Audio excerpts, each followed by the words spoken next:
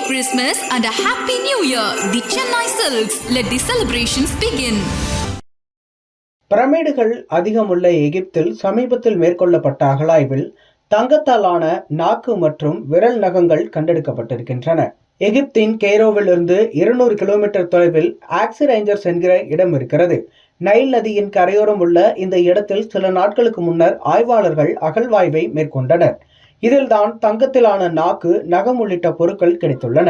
மொத்தம் 13 மம்மி சடலங்களை அவர்கள் கண்டெடுத்துள்ளனர்.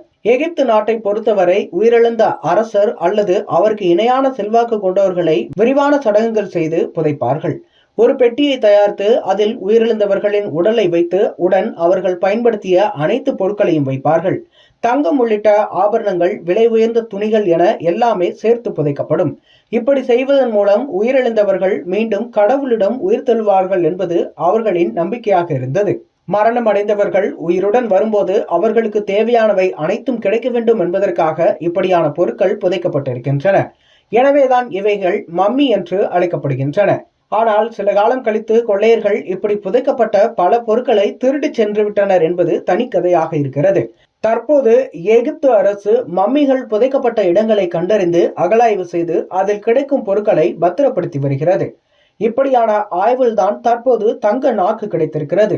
தங்க ஜாடி, தங்க வளையல், தங்க கைப்பிடி இதெல்லாம் ஏற்கனவே கிடைத்தவை. ஆனால் ஏன் தங்கத்தாலான நாக்கு செய்யப்பட்டது என்று பலருக்கும் கேள்வி எழுந்திருக்கிறது.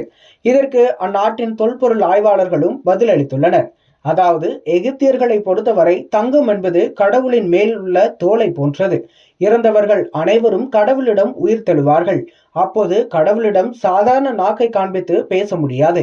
எனவேதான் தங்கத்தாலான நாக்கை கல்லறையில் புதைத்திருக்கிறார்கள் என்று கூறுகிறார்கள். இந்த கல்லறைகள் அனைத்தும் சுமார் 2304 ஆண்டுகள் பழமையானதாக இருக்கலாம் என்று சொல்லப்படுகிறது. மொத்தம் 16 தங்க நாக்குகள் தற்போது வரை கிடைத்திருக்கிறது. நாக்குகள் தவிர தங்கத்தாலான விரல்களும் கூட கிடைத்துள்ளன. உயிரிழந்த அரசர்கள் கடவுளிடம் செல்லும் போது அழகாக தெரிய வேண்டும் என்பதற்காக தங்க நகங்களையும் சேர்த்து புதைத்திருக்கலாம் என்றும் சொல்லப்படுகிறது. இது தவிர தங்க தாயத்துகள், ஸ்கிராப் வண்டுகளின் உருவம் ஆகியவையும் கூட கிடைத்திருக்கிறது. இதெல்லாம் தெய்வ வழிபாட்டிற்கானதாக இருக்கலாம் என்றும் ஆய்வாளர்கள் கூறுகின்றனர். இத்துடன் சில ஓவியங்களும் கூட கிடைத்துள்ளன. இவற்றையெல்லாம் வைத்து பார்க்கும்போது எகிப்தியர்கள் மறு ஜென்மத்தின் மீது மிகுந்த நம்பிக்கை கொண்டிருந்தார்கள் என்பது உறுதியாகியுள்ளது. Merry Christmas and a Happy New Year. The Chennai Silks. Let the celebrations begin.